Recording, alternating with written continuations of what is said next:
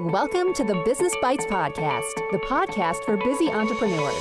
Whether you're an online entrepreneur or seeking after brick and mortar success, this podcast brings you quick bites of content so you can learn and grow anywhere you are.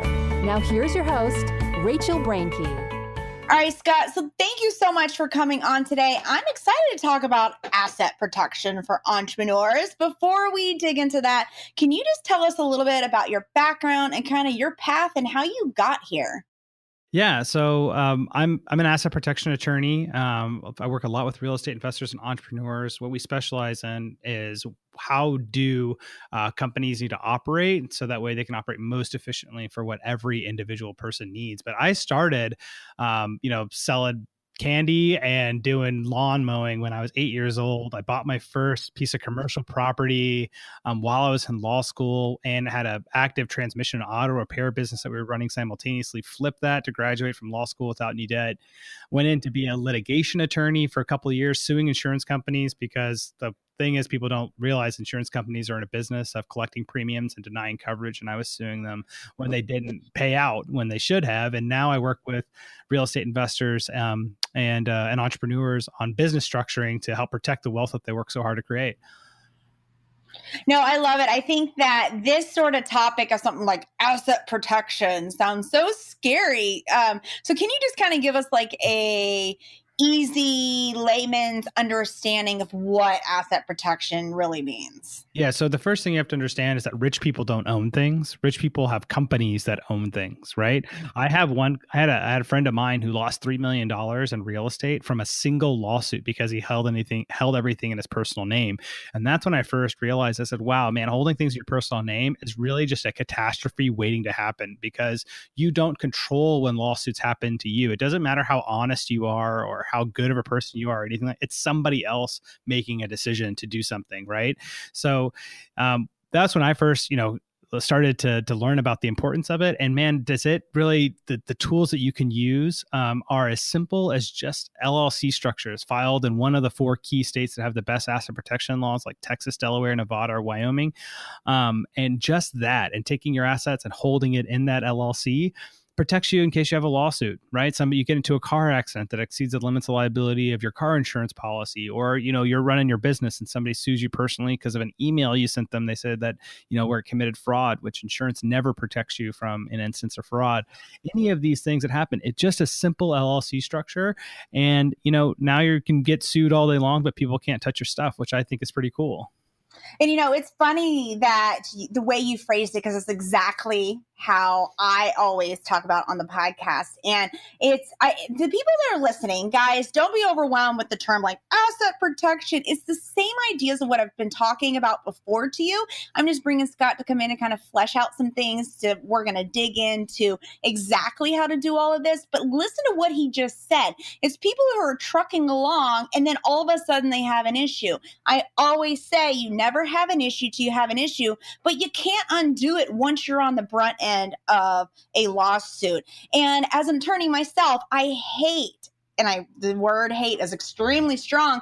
I hate the feeling that I get when an entrepreneur calls me, not because you guys are calling me, but because you're calling me because you're now have an issue and your house is on the line, your personal stuff's on the line, and you're a subject of a lawsuit and you're like, oh crap, what do I do? Well, you can't put the genie back in the bottle, so that's why we have Scott here to kind of flesh out a little bit more on this asset protection. I want to hone in on the very specific thing that you said about essentially being personally liable for the actions that entrepreneurs do. Can you explain a bit about that in a context that many who remember that are listening are really newer in business, potentially, and don't really understand what that means and what the pitfalls are with that?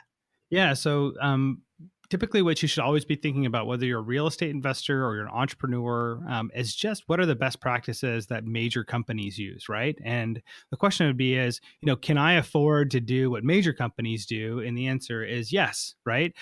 Because of the new efficiencies that are built in with asset protection, right? With LLC structuring. So the one thing that every real estate investor and entrepreneur needs to do is they actually need 2 companies. They need one company that holds all of their assets. And that's that's all of your personal wealth, if this is your personal asset holding for your LLC, or it's all of your business wealth, meaning like your trademarks or intellectual property, any patents that you have, anything that has value to your company that you would be sad if you lost. That's one company.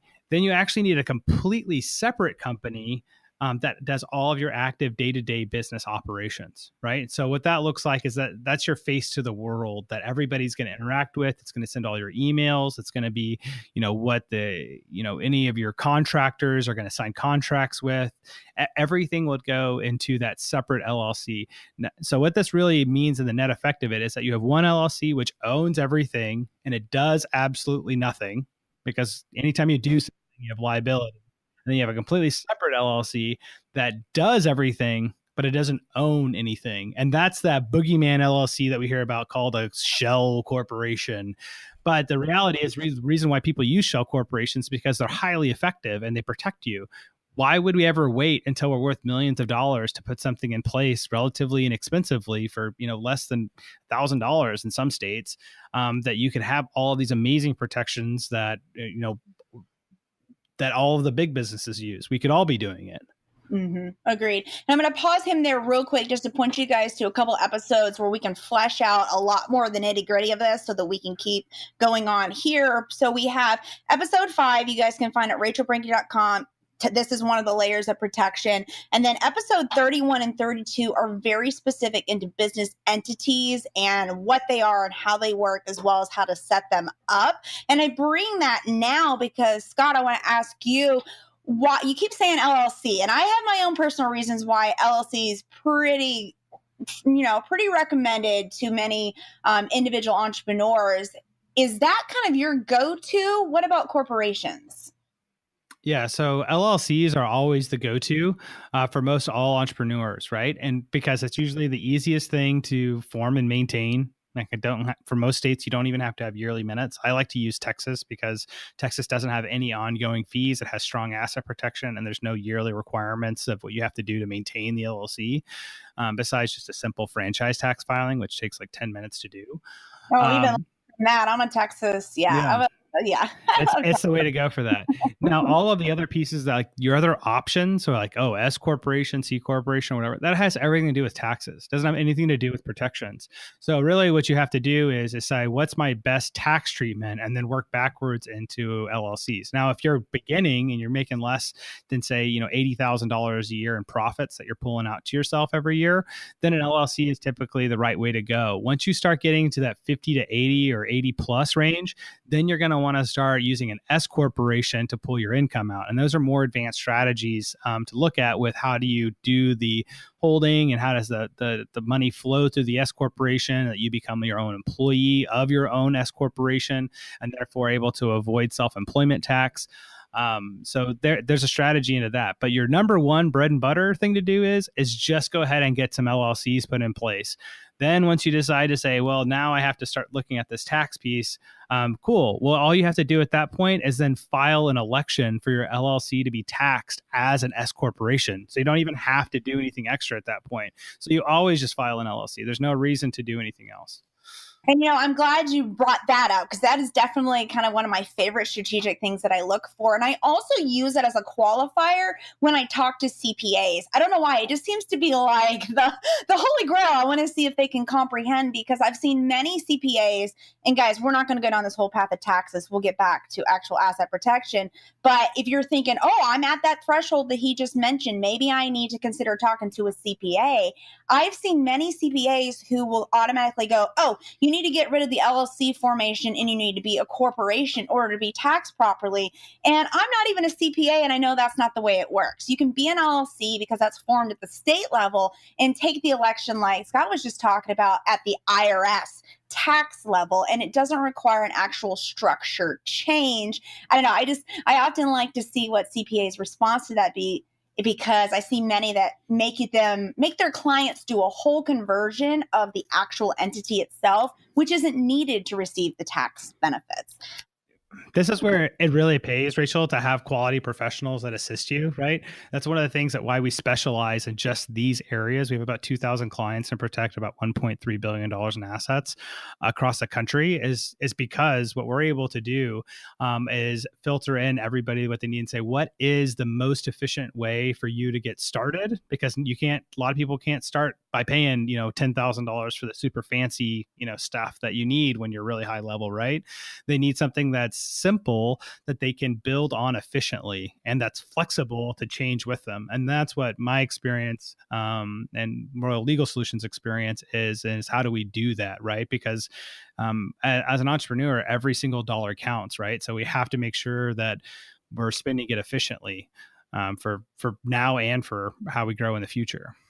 Yeah, and I agree. And I think it's kind of this cart before the horse type of thing. You don't really know if the business is going to make it. So you don't want to do all the legal stuff. But, the things that Scott and I see all the time is that it doesn't really necessarily matter how many customers you have. It could be one and you have a problem. And if you're not protected, that could be it. Your business is done before you even start. I mean, I'm sure you have stories like that. Do you have any actual numbers to maybe show people that the $300 from an LLC in Texas is well worth the investment versus what someone lost in a lawsuit?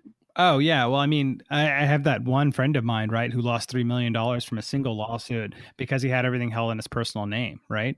So you can spend, very little and be able to have huge amounts of protection in place. Like it's really just as simple as saying, what's the absolute minimum every entrepreneur should be doing is to just structure an LLC, move all of your personal assets that you have into that LLC and continue to run the business in your personal name.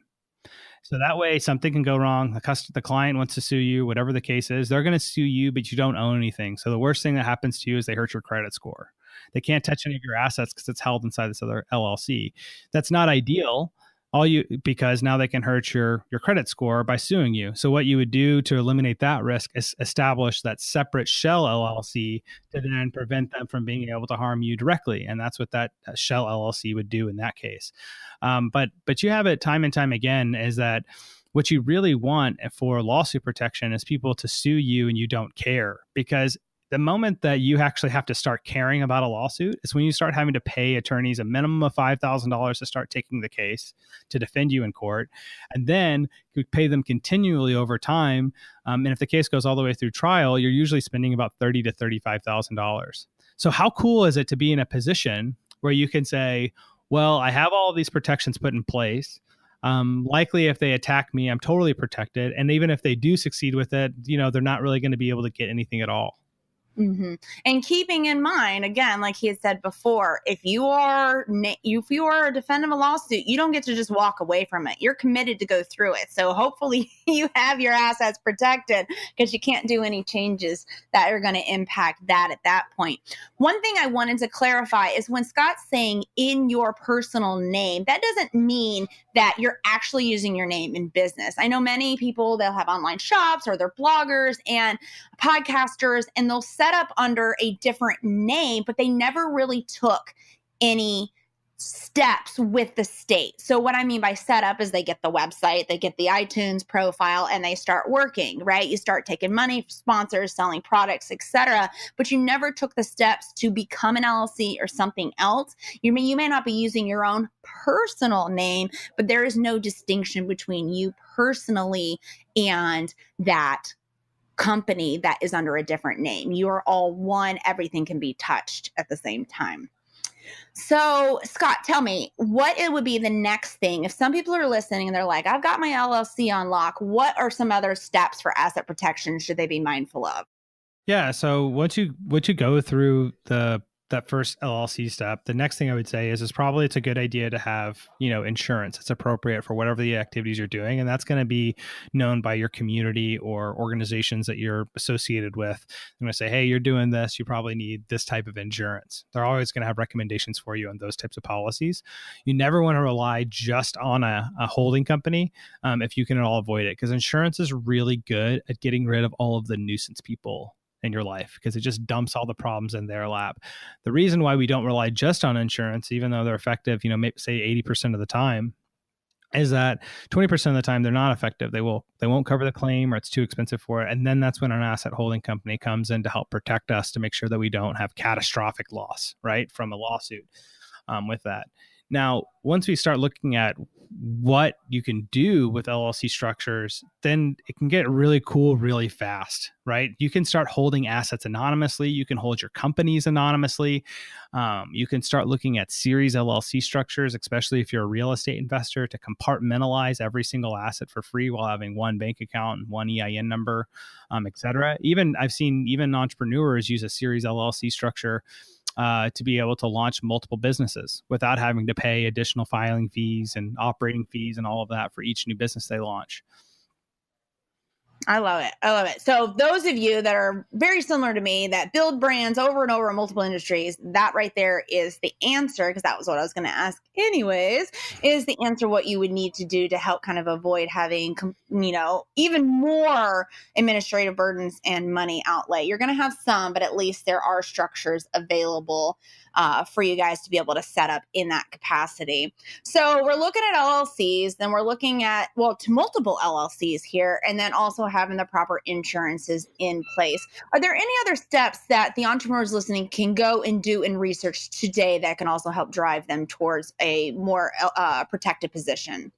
Yeah, I would really say the best information that exists is probably going to be on the royallegalsolutions.com website. We write a lot about this to outline for people, of saying, like, here is like the different levels that you can have for how much risk you want to take on, right? Because innately, that's what we're all doing, is decide how much risk do I want to have and what can I actually afford and what makes sense for me, right?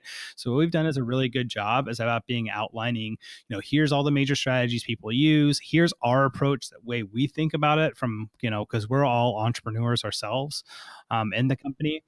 We all own businesses actually before we started working together in Royal Legal Solutions. So we actually understand a lot about how do entrepreneurs think through what's going to be the right decision making for them. So that then you can select a level that makes sense to you. And we also have consultations that we offer to speak to a professional if you need help and guidance on what's going to make sense for you, given where you're at now and where you project your growth in the next 3 to 5 years. Awesome. Well, Scott, thank you so much for coming on the Business Bites today, giving them a little bit of content of how they can protect their assets. Guys, you can find all of the show notes, all the links to Scott's website. This is episode 76, so it's going to be at rachelbrenke.com/EPI76. Hop over there, check them out, ask any questions, get involved, get protected, because there's no sense in building this business if you're just going to lose it. Thanks for joining Rachel on this episode of the Business Bites. For show notes, a list of recommended tools, or referenced episodes, you can find them at businessbitespodcast.com. Until next time.